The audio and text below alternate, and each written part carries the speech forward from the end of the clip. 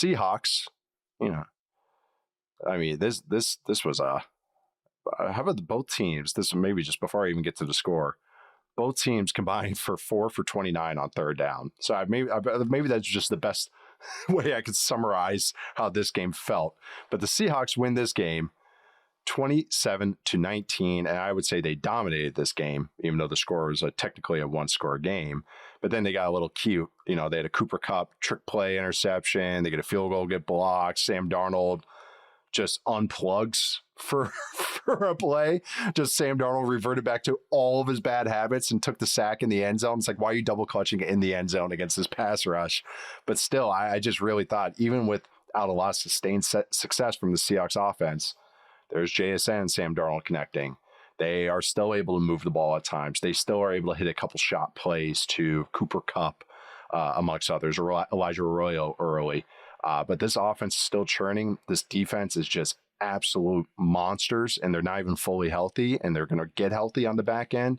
But I thought the Seahawks controlled this game the entire time, and I'm not even getting into what the Texans showed on offense, because I'm curious what you thought about that as well. Yeah, let's talk Seahawks first. Let's be a little positive. Although I want to stay positive with this, because it was like the Seahawks, it's like still really good. One of the best teams in football, I think. The Texans, we'll get to you.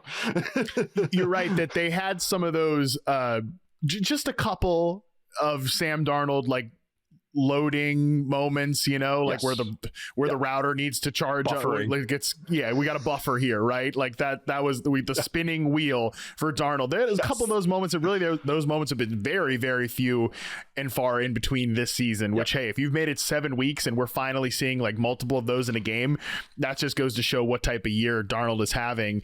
And I also think Kubiak, who has been fantastic this year, and maybe this was me and it being 1:30 in the morning and still having to stare down doing the solo recap for the fantasy pod.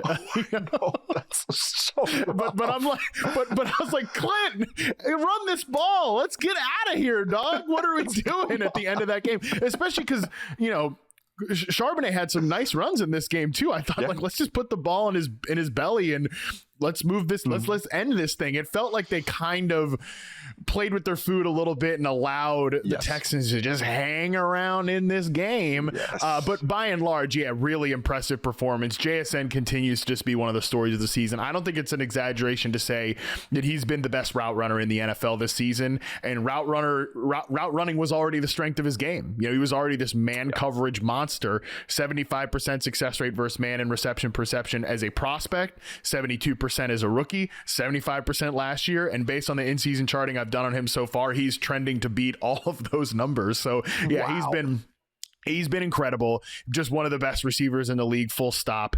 I think he's just been incredible. Like again, one of the stories of the season, and him and Darnold's connection and chemistry continues to take me by surprise every single week, as if they've been playing together for 3 or 4 years. So Seattle's offense definitely really impressive. One more Seattle positive note, because I posted this morning.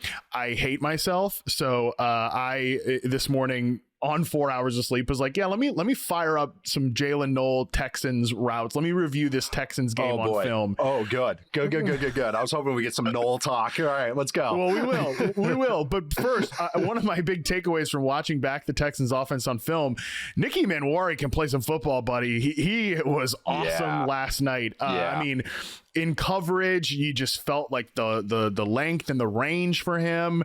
You can tell Mike Macdonald's been excited about him when he's talked about him, and he can play deep safety, whatever, getting excited. And I think last night, I think it's going to get lost because the Texans are a train wreck, and obviously we're going to keep talking about JSN, but I just, one of my biggest takeaways watching the Texans offense back on film, to say something nice, I don't have a lot of nice things to say about the Texans offense, is that Nicky Manowari, good pick by them. I think he can really play some football. Great range, coverage ability, took away some windows, especially on some of these, when we get to the Null stuff, they're trying to use him as that real deal vertical slot, a lot of posts and deep in breakers, and he was shutting some of those windows. I was really impressed by him watching it back on film this morning.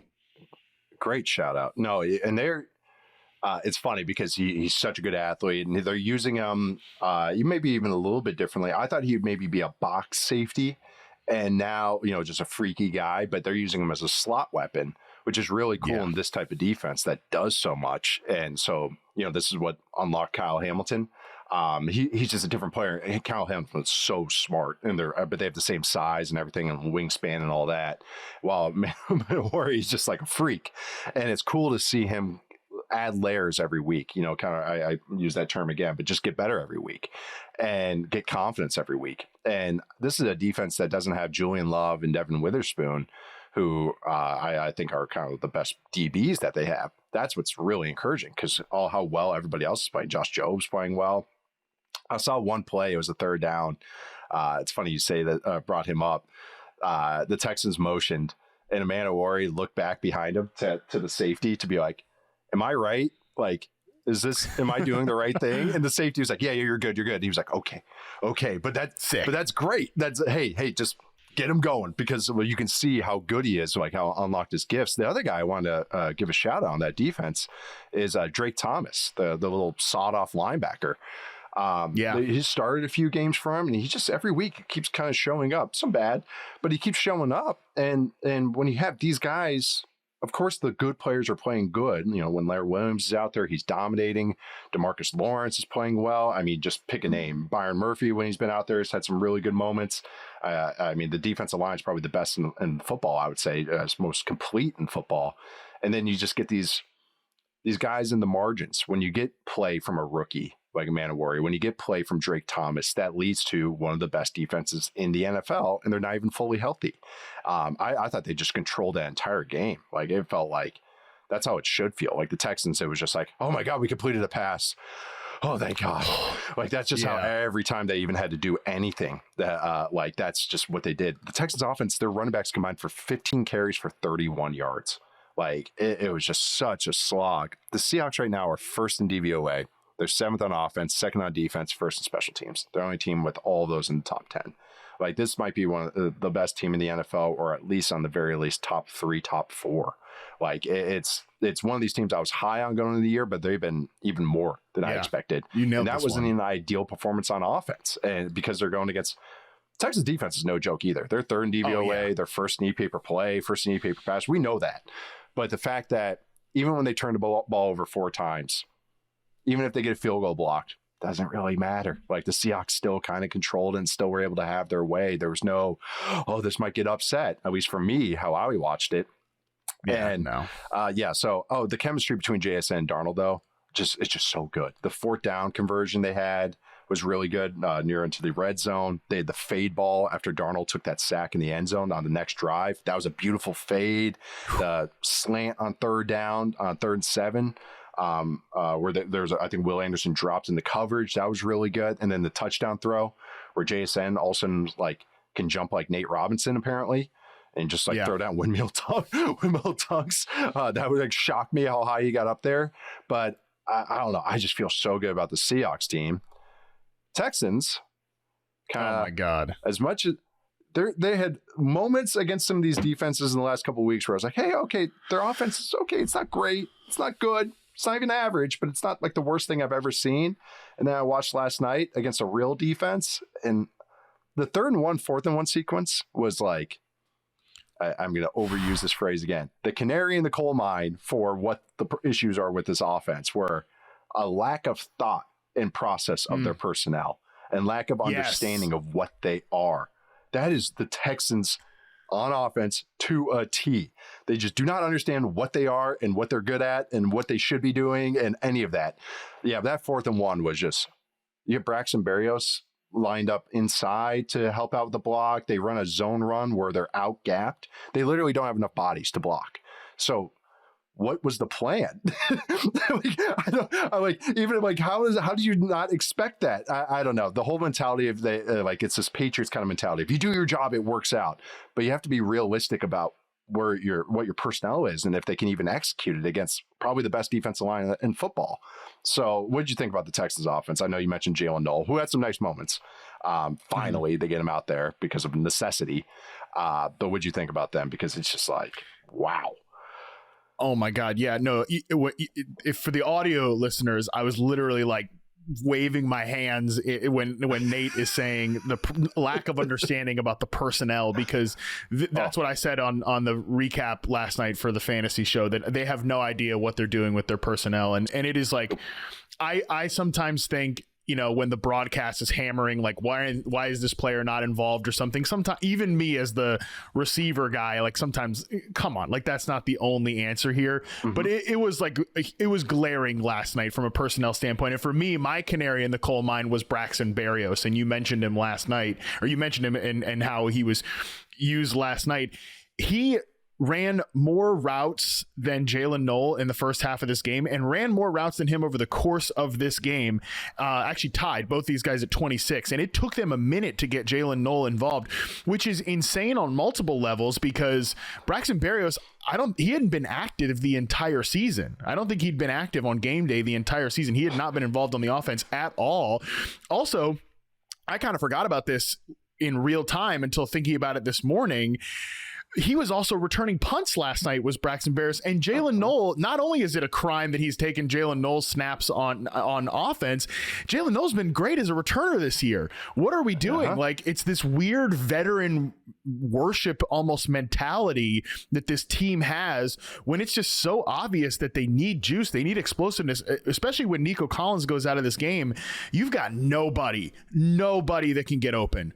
Like Xavier Hutchinson, Jaden Higgins, these guys, I mean, they've made like Dalton Schultz, who's might have the least explosiveness of any starting tight end in the league, their featured player in the passing game. Like, you need somebody with pop. Your only guy with pop is Jaylen Null. I already thought it's crazy that he went in the third round of the draft. Like, I thought he was a better prospect than Higgins. And, you know, Higgins in this game plays almost like no snaps in the slot, 13.3%. I just don't know that he's ever going to, I'm not like writing him off for his entire career, but separation on the perimeter is not going to be his strength. So you thought his ideal role might be a power slot, which is like, and I something I agree with. And instead, it seems like he's kind of Nico Collins' backup at the X receiver position, which is a little bizarre. So, yeah, I thought Jaylen Null was fantastic in this game. A ton of great deep routes, tracked the ball really well, won the ball in tight spaces. There was one, I think might have been his final reception of the game, where it is one of these big deep in breakers, and he actually wins against Manowari and like finds a slight small window, and CJ Stroud just pins it into that hole. And like, that's the kind of thing that I think Stroud has been missing since Tank Dell has not been like fully operational in this offense, like all the way back to their rookie season. So yeah, just to me, that was a huge indicator that something is really wrong here from a coaching and personnel usage perspective. Obviously the offensive line remains just, it was a bad idea going into the year. It's been a bad idea in practice. And then the running back rotation, like, yeah, you're using your fourth round scat back as your third and fourth down hammer guy. Yeah. Like, what are we talking about here? So it just, there's so many things that are wrong here. It's hard to really nail down the exact thing, but the Jaylen Null stuff was, even all bias admitted, as a big Jaylen Null fan, I think the proof is in the pudding. We're seeing it on the field. What are we doing here? Not having this guy he's like the fifth receiver on the team. What are we talking about? They're like, it's like, how many guys have to drop off before they play him? And I feel like he's a smart player. I'm not watching him go like, I get it here. He's missed a line. They trust him to return punts, but you don't trust him on all. Yeah. It's just like a weird, like, you have to explain this to me, coaches. Like, why don't you trust, like, that 4th and 1 again? Braxton Berrios is 5'9", 185. That's what he's listed at. Jaylen Null coming out of college, why I liked him too, we both liked him, was I said he was like Christian Kirk, but he can block. And so I was like, that's like ideal. Like, you get a shifty slot guy, but he can do the dirty work stuff enough. So, all right, if you're going to have, all right, it's a 4th and 1, we're going to run the ball. Why is Braxton Berrios in the game? Jaylen Null's already a better blocker. And it's not like a hard assignment. It's more of a grit assignment on those plays. And that's even too, is I keep harping on this 4th and 1, but it just pissed me off so much. It was that even on it, they get into 11 personnel, which I'm like, good. You guys should only be in 11 personnel. It's like, it's what you guys should be doing and figuring out this world that you have to live in. But then they condense the formation. When you condense the formation to run the ball without motion, without any, eye candy or anything, you're saying we are better than you lined up, whoever we're lined up across against. there's not a single team in the football that the Texans offensive line is better than. So, okay. All right. So, all right. What's the trickiness? No, you're just going to run a straight. The play before they just ran duo and that got blown up. Ariante Ursary, who I do like. He's just been in tough situations. He gets thrown wide by DeMarcus Lawrence. He gets blown up on duo. Then they go zone. So they're like, okay, duo didn't work. Let's run zone. Run zone. And they run into a box that you can't even block up. Like, you literally can't draw it up. Like, you can't draw like an ideal look to make it work. So you're just putting your players in bad positions and they can't win one-on-ones anyways. So at least get some guys that are going to create some stuff for you. And that's Jaylen Null to me. But they just seem to be finding excuses because they're like, to me, it seems like a desperate coaching staff or a coaching staff that's kind of grasping at straws going like, well, at least this guy knows the assignment. You know, at least I don't have to worry about like a rookie making a mistake, which is just you're coaching scared then. And like we haven't even mentioned the quarterback Stroud.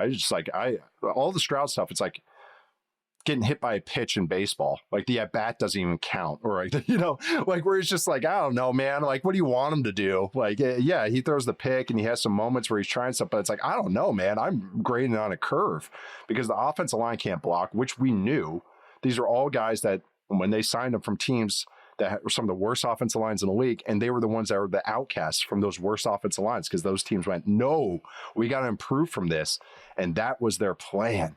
And it's just like, I know it's just like, I feel like just repeating the same stuff, but it's just like, man, that's exactly how this team feels. And it's just very frustrating because the AFC is wide open. The AFC South is more or less wide open. I mean, the Colts are rolling right now. But it's just kind of, yeah, I don't know. It's frustrating because it didn't have to be really like frustrating. This. It just did not have to be like this at all. But Seahawks looking very, very good. And to me, look like a contender, not even just a playoff team, but like a true contender. I'm feeling so good about where they're at right now.